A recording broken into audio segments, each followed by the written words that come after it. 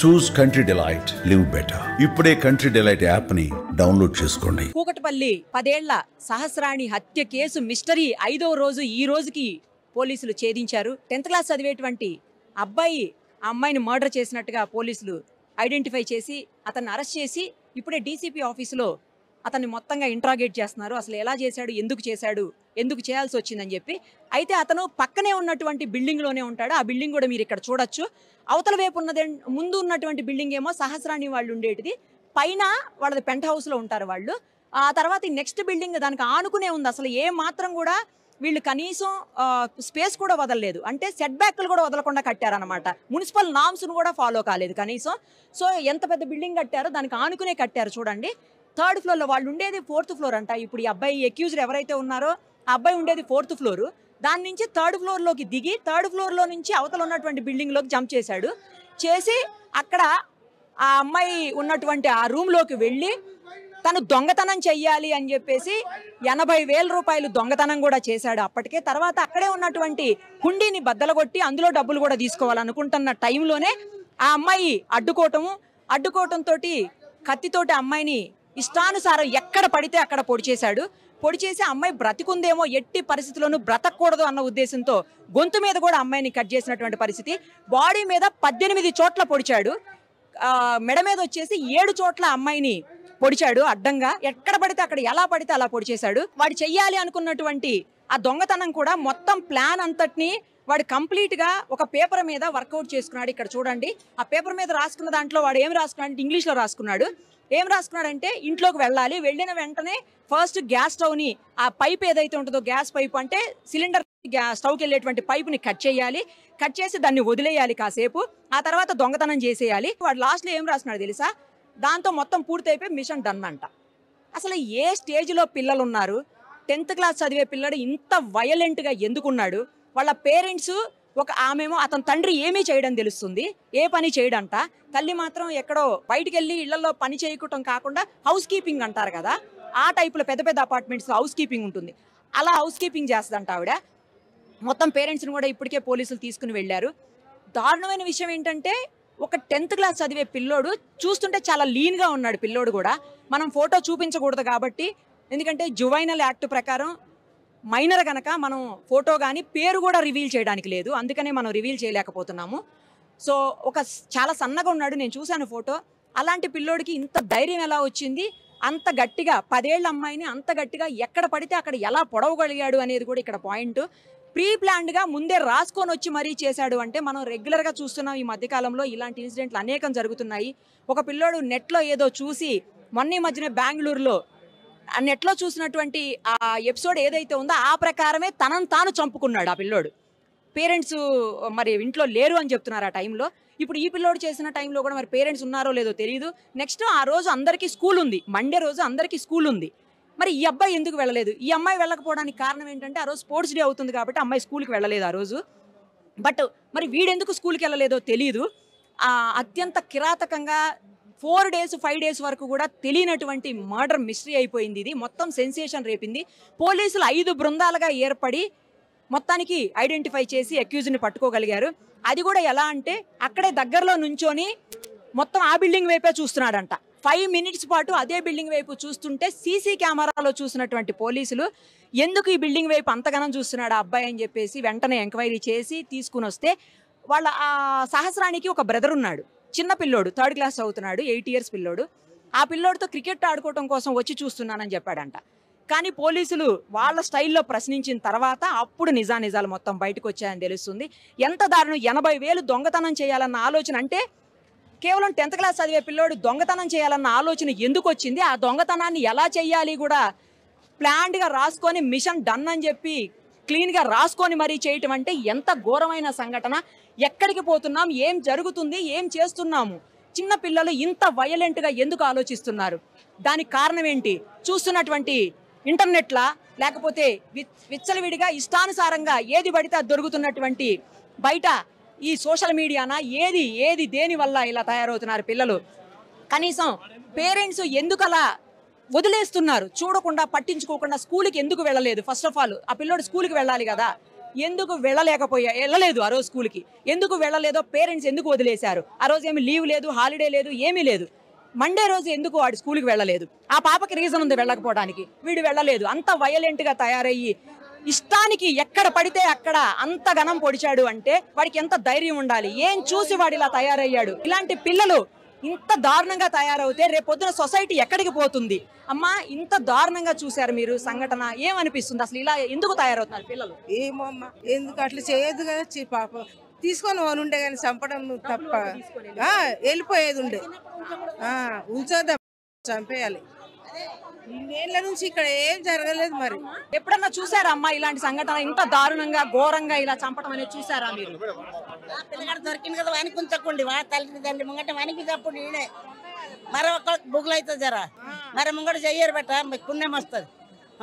వాడికి ఉంచకుండా ఇప్పుడు వాళ్ళకి ఎంత బాధ ఉండదు, వానికి అంత బాధ కానీ అదింత చేయండి పాపం ఎవరికే కానీ. ఎక్కడో ఒక ఇన్సిడెంట్ జరుగుతుంది. ఇది ఎక్కడో ఒక జరుగుతుంది.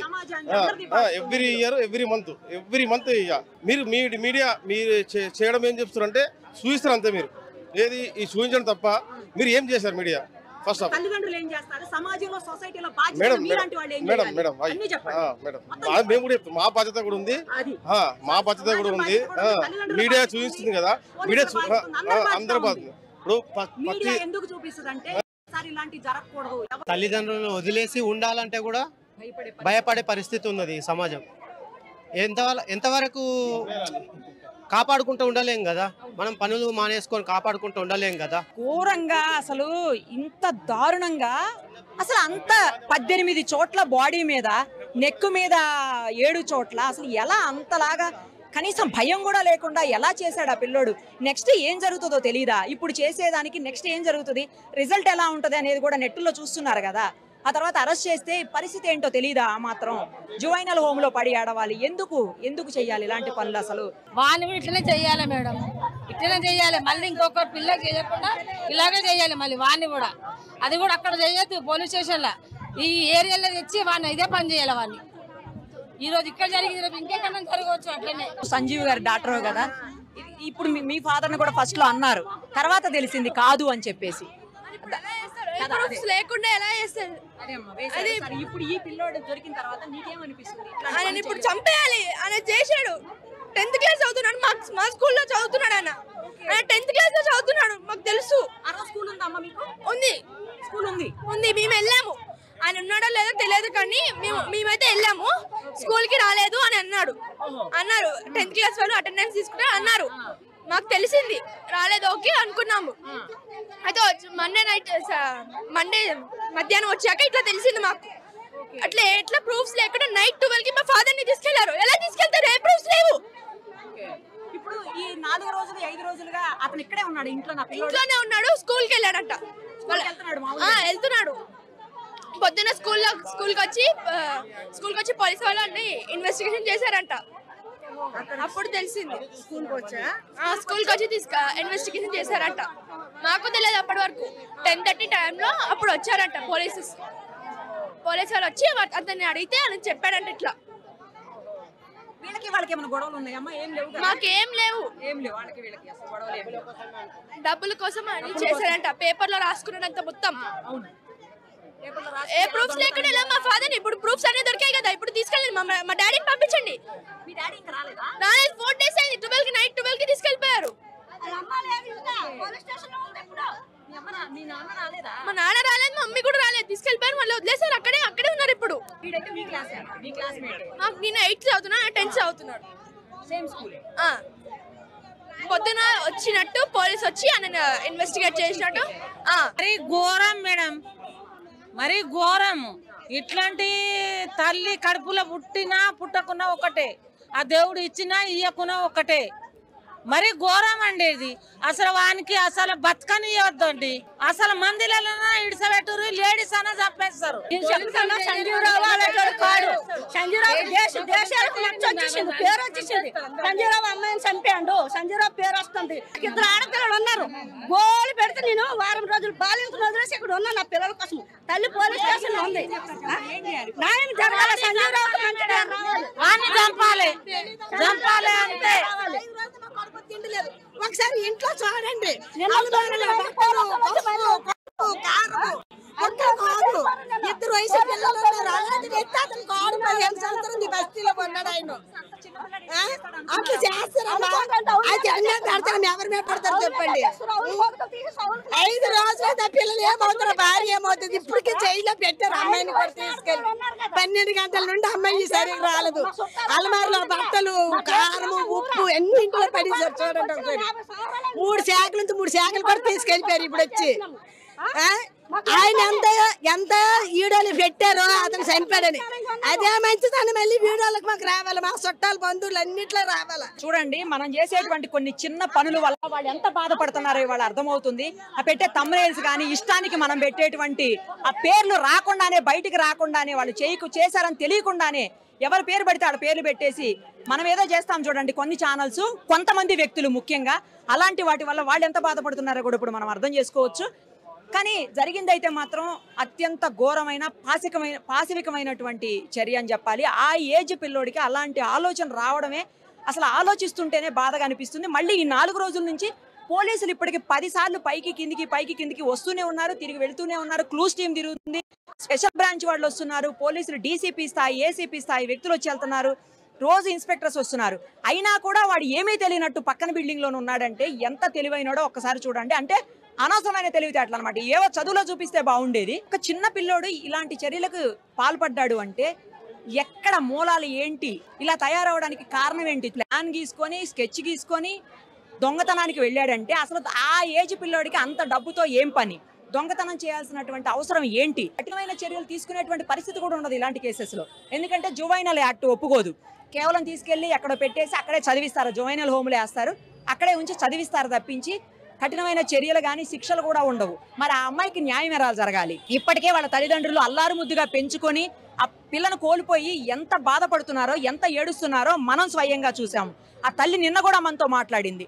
నాకు న్యాయం జరగాలమ్మా, నా పిల్ల ఎలాగో తిరిగి రాదు, న్యాయం చెయ్యండి, కనీసం ఎవడైతే చేశాడో వాడెవరో నాకు తెలిపి ఇమ్మీడియట్గా శిక్ష పడేలా చూడండి అంది. ఇప్పుడు ఈ కేసులో శిక్ష వేయడానికి కూడా లేనటువంటి పరిస్థితి. మరి ఏం చట్టాలు, ఏమి న్యాయాలు, ఎలా పోతాయి ఇవన్నీను? ఏం చెయ్యాలి? ఏం చేస్తే ఆ పిల్లకు ఇప్పుడు న్యాయం చేకూరుతుంది? ఏం చేసినా కూడా ఆ పిల్లకు న్యాయం జరగదు, ఎందుకంటే శిక్ష పడే అవకాశం లేదు కాబట్టి. సో ఎక్కడ జాగ్రత్తలు పడాలో అక్కడ పడాలి. ఎలాంటి చర్యలు తీసుకోవాలో అలాంటి చర్యలు ముందు పేరెంట్సే తీసుకోవాలి. ఇంట్లోనే జాగ్రత్త పడితే ఇలాంటి సంఘటనలు జరగకుండా ఉంటాయి. జరిగి ఇంకొక తల్లి గర్భశోకానికి కారణం కాకుండా ఉంటాడు. ఇప్పుడు చూడండి, ఆ ఏజ్లోనే ఎవరో పరాయి పిల్లని అలా చంపేసి సంబంధం లేనటువంటి తల్లిదండ్రులకి జీవితాన్ని ఏడుస్తూనే ఉంటారు. ఆమె నిన్న అదే చెప్తుంది, నేను బతికినా చచ్చినట్టేనండి, ఆ పిల్ల లేనప్పుడు నేను ఎందుకు అని చెప్పేసి. ఇంకొక ఘోరం ఏంటంటే మధ్యలో కొన్ని ఛానల్స్, కొంతమంది మనుషులు కలిసి తండ్రే చేశాడని కూడా మాట్లాడారు. ఇది ఇంకా దారుణమైన విషయం. కన్న బిడ్డని అన్నం పెంచుకొని అన్ని రోజుల తర్వాత తండ్రి ఎందుకు అలా చేస్తాడు? అసలు ఆ మాట్లాడడానికి కూడా సెన్స్ లేకుండా మాట్లాడారు. ఎందుకంటే ఆ పిల్ల వాళ్ళ అమ్మ క్యారేజ్ పెట్టేసి ఆ రోజు తమ్ముడు స్కూల్కి వెళ్ళాడు, అన్నం పట్టుకెళ్ళలేదమ్మా, ఈ బాక్స్ తీసుకెళ్ళి ఇచ్చేసే అని చెప్పి ఆమె క్యారేజ్ లంచ్ బాక్స్ పెట్టి అక్కడ తల్లి ఆఫీస్కి వెళ్ళిపోయింది. తండ్రి బయటికి వెళ్ళిపోయాడు, ఆయన పని మీద ఆయన వెళ్ళిపోయాడు, ఆయన బైక్ మెకానిక్ అంట. సో అతను వెళ్ళిపోయాడు. ఆ తర్వాత 12:45 సమయంలో స్కూల్ నుంచి ఫోన్ వచ్చినారు, పిల్లోడు స్కూల్ నుంచి, ఇంకా బాక్స్ రాలేదు అని చెప్పి. అప్పుడు వాళ్ళ మదర్కి ఫోన్ చేసి ఇంకా బాక్స్ ఇవ్వలేదంట తండ్రి అడిగాడట. అదేంటి, నేను ఇచ్చి పెట్టొచ్చాను కదా, ఎందుకు పోలేదు సహస్రాణి అని ఆమె కింద ఉన్నటువంటి వాళ్ళకి ఫోన్ చేసింది. అమ్మాయి ఇలా మా అమ్మాయి పోలేదంట, బాక్స్ తీసుకుని ఒకసారి పైకి వెళ్ళి చూసి రావంటే ఆవిడ పైకి వచ్చిందంట 1 o'clock అరౌండ్. వస్తే బయట గడబెట్టుంది. ఆమె ఫోన్ తీసుకుని అక్క బయట గడిపెట్టేసింది, మీ అమ్మాయి లేదని చెప్పిందంట. ఇంత లోపల వాళ్ళ ఫాదర్ వచ్చాడు. అంటే అప్పటికే మర్డర్ అయిపోయింది. మరి వాళ్ళ ఫాదర్ని ఎలా అంటారు? తర్వాత 25 ఏళ్ళు లోపల ఎవరో చంపారు అని చెప్పేసి ఎవరైతే అటాప్సీ చేశారంటే పోస్ట్ మార్టం చేసినటువంటి డాక్టర్స్ 25 ఏళ్ల లోపు వాళ్లే చంపారు, ఆ గాయాల తీవ్రతను బట్టి 25 ఏళ్ల లోపు వాళ్ళు చంపారు అని చెప్పారు. మరి ఇప్పుడు ఎవరైతే సంజీవ్ అని చెప్పేసి అందరూ కలిసి బ్లేమ్ చేశారో ఆ సంజీవ్ అనే వ్యక్తి, నేనైతే కాదు, నేను వచ్చున్నాను, నేను ఎప్పుడు కూడా ఇలాంటివి చేయలేదు, చాలా మంది చేశారు, ఆ సంజీవ్ అనే వ్యక్తికి 40+ ఏజ్. మరి ఎలా అతన్ని బ్లేమ్ చేస్తారు? ఇలా రకరకాలు మొత్తం పూర్తిగా తెలుసుకోకుండా మాట్లాడడం కూడా కరెక్ట్ కాదు. వాళ్ళు ఎంతో బాధపడుతున్నారు. సరే, ఇవన్నీ పక్కన పెడితే కాసేపు ఉంటాయి, పోతాయి, కానీ పోయిన అమ్మాయి అయితే తిరిగి రాదు. బట్ ఆ అమ్మాయికి న్యాయం జరిగేది ఎలాగ? ఇప్పుడు అది కూడా పెద్ద క్వశ్చన్ మార్క్లా తయారైంది ఇప్పుడు. సో మొత్తానికైతే 5 రోజుల తర్వాత పోలీసులు మర్డర్ మిస్టరీని ఛేదించగలిగారు. ఒకటి గుర్తుపెట్టుకోండి, తప్పు చేసే ప్రతి వాడు లేదా ప్రతి మనిషి ఒకటి మాత్రం బాగా గుర్తుపెట్టుకోండి, తప్పు చేసినప్పుడు ఏదో ఒక చిన్న క్లూని 100% వదిలి వెళ్తారు. అలా వదిలి వెళ్ళే దొరుకుతారు. ఇప్పుడు కూడా పోలీసులకు అలాగే దొరికాడు ఈ పిల్లోడు. లోపల బ్లడ్ స్టెయిన్స్ ఉన్నటువంటి మరకలు ఉన్నటువంటి బట్టలు కూడా ఉన్నాయని చెప్తున్నారు. తర్వాత కత్తి కూడా అక్కడే ఉందని చెప్తున్నారు. మరి డబ్బు దొరికిందో లేదో తెలీదు. పాపం పేరెంట్స్ ఫస్ట్ నుంచి కూడా ఏమన్నా పోయినాయా, డబ్బులు ఏమన్నా పోయినాయా, బంగారం పోయిందా అని అడిగితే కూడా తెలియదమ్మా, అసలు మేము లోపలికి లేదు, మాకు తెలియదు, మాకు అన్ని పోయినా పర్వాలేదు, పిల్ల కావాలి, పిల్లకి ఏం అయిపోయింది, పిల్ల పోయిన మాకు ఎందుకు అని అడిగారు. సో అవన్నీ పోయినాయా లేదనేది కూడా ఇవాళ వరకు తెలియదు. అసలు 80,000 పోయినాయి అని ఈ రోజే తెలిసింది. అంటే వీడే దొంగతనం చేశాడని. సో మూలాలు ఎక్కడున్నా కూడా ప్రతి ఒక్కరి బాధ్యత ఉంది. 100% ఇలాంటి వాటిని అరికట్టాల్సినటువంటి అవసరం అయితే ఖచ్చితంగా కనిపిస్తోంది. సుమన్ టీవీలో మీ పర్సనల్ అండ్ బిజినెస్ ప్రమోషన్స్ కోసం కింది నెంబర్కి కాంటాక్ట్ చేయండి.